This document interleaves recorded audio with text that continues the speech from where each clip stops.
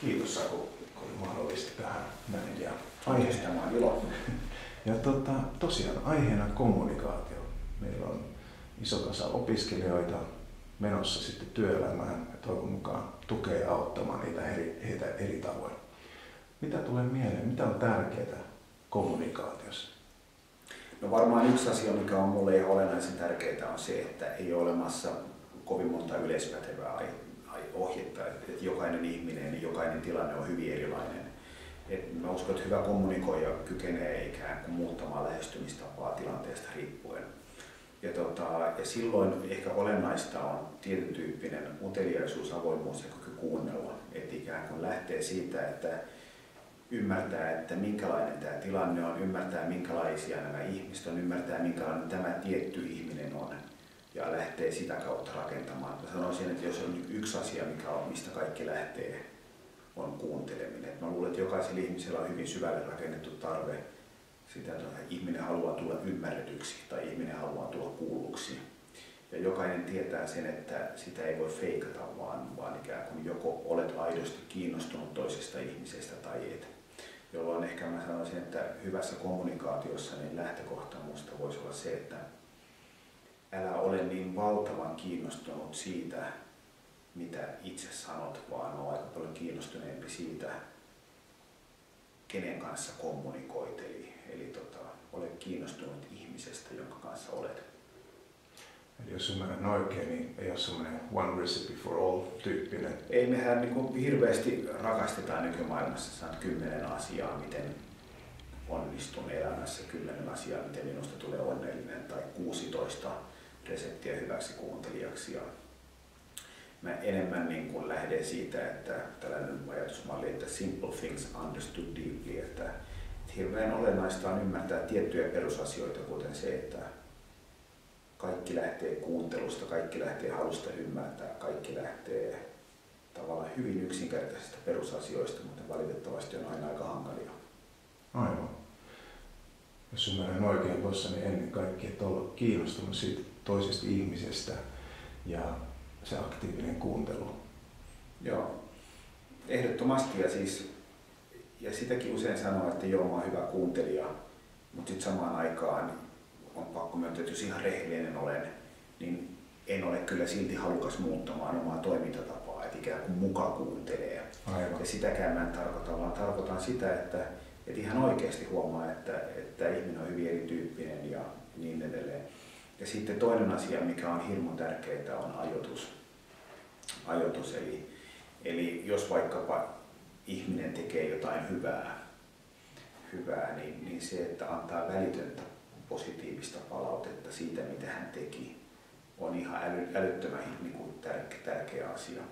Et samalla tavalla niin kuin kuulostaa korniolta, mutta vaikkapa koira, niin koira oppii sillä tavalla, että häntä kehuu siitä, mitä hän teki välittömästi. Eikä niin, että koira teki hyvin, että palataan tähän kehityskeskustelussa vuoden kuluttua. Niin näinhän se ei käytännössä toimi. Ja samalla tavalla ihminenkin, niin se, että me olemme läsnä, nähdään, kun joku tekee jotain hienoa, annetaan välitöntä positiivista palautetta konkreettisesti siitä, mitä hän teki.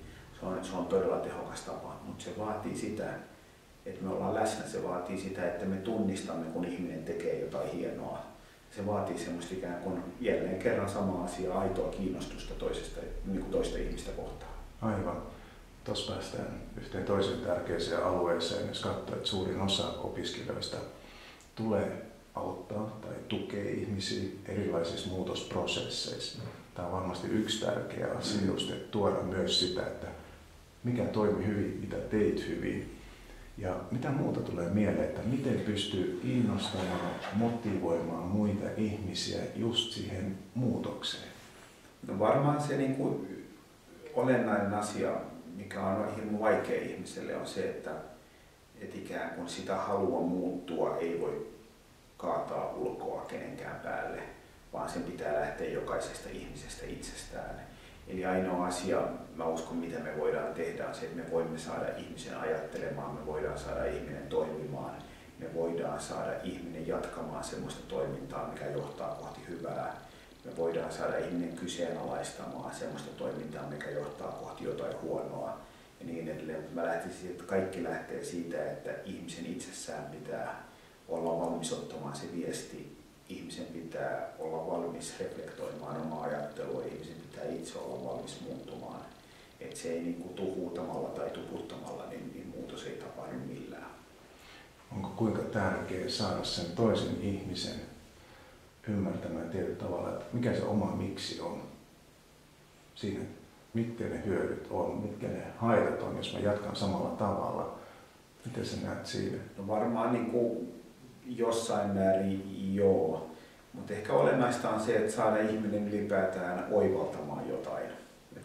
Sekin riittää jo paljon nyt huomaamaan vaikka, että esimerkiksi jos ihminen on koko ikänsä ajatellut, että tuo ihminen ei kuuntele minua esimerkiksi, niin se, että saa jollain keskustella häntä huomaamaan, vai onko niin, että minä en kuuntele häntä, niin jo tämä yksittäinen oivallus saattaa aikaan saada muita niin kuin seurannaisvaikutuksia. Et enemmän mä puhun ikään kuin aidoista havainnoista, mitkä muuttavat toimintaa ja ne pitäisi olla tavallaan sen kommunikoinnin tavoitteena, jos haluaa auttaa ihmisiä muuttumaan. Kiitos. Ja yksi kysymys, mikä tuli tässä matkalla, kun kävelin tänne. Ja kuvitellaan tilannetta, vaikka se on vähän haastava miettiä, mutta sanotaan, että olet tilanteessa, missä joku onnettomuus on tapahtunut, sä et tiedä, selviät sä siitä tilanteesta vai ei. Akku näyttää prosenttia, sä tiedät, että on ehkä maksimissaan pari minuuttia aikaa. Sä haluat, sulla on kumminkin mahdollisuus jakaa jotain tietoa, sulla on laaja kokemus, niin maksimissaan parissa minuutissa, niin mitä tietoa sä halusit jakaa muille? Ehkä myöskin osa siitä voi olla tärkeä muistutus myös itselleen myös, että jos selvii siitä tilanteessa, mitä on tärkeää. No, jotenkin tuon kaltaista ajatusleikit on mulle aika vieraita ja mä en niin kuin hirveästi innostu siitä. No. Mutta jos minulta kysyttäisiin niin kuin ilman tilannetta, mikä on tärkeää, niin varmaan sen asian syvällinen ymmärtäminen, että kaikki on hyvin riippumatta siitä, miten asiat on. Eli tavallaan se, että what is. Eli hyväksyy sen, mikä on realismi, mikä on tilanne, mitä on tapahtunut, eikä taistele sitä vastaan. Vaan toteaa, että kaikki on hyvin riippumatta siitä, miten asiat on, koska mä uskon, että kaikki ahdistus, kaikki paha olo lähtee siitä, että me taistellaan sitä vastaan, mikä on.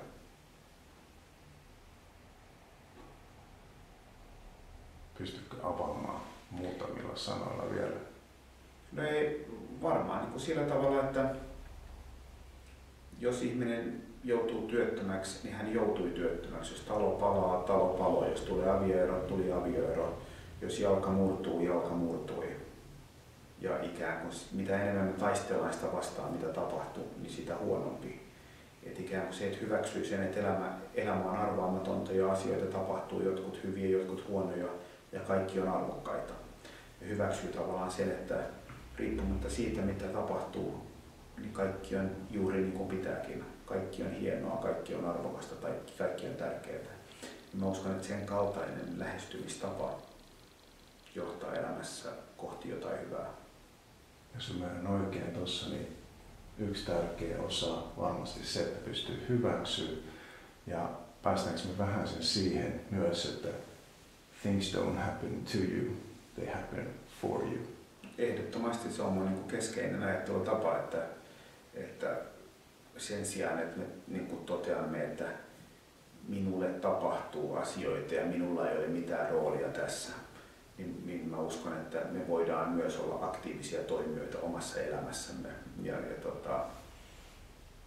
Niinhän joku itseäni viisaampi on sanonut, että eivät asiat niin kuin muuta sinua, vaan se, miten me suhtaudumme niihin tai se, että minkälaisia meistä tulee sen seurauksena, mitä meillä tapahtuu. Että kun sanotaan, että se mikä ei tapa sinua, niin vahvistaa, niin näinhän ei ole, vaan se mikä ei tapa sinua saattaa vahvistaa tai heikentää riippuen siitä, minkälaisella mindsetillä sut on varustettu, miten sä kykenet toimimaan vaikeissa tilanteissa, miten sä suhtaudut asioihin, minkälainen elämänkatsomus sulla on.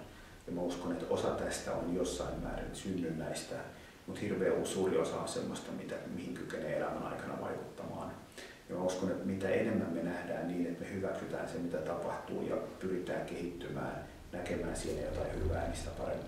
Ja mä en tarkoita ollenkaan sitä, että yrittää kaiken väkisin niin kun kääntää keinotekoisesti johonkin, vaan siihen, että syvällisesti uskoo, että kaikesta voi seurata jotain hyvää.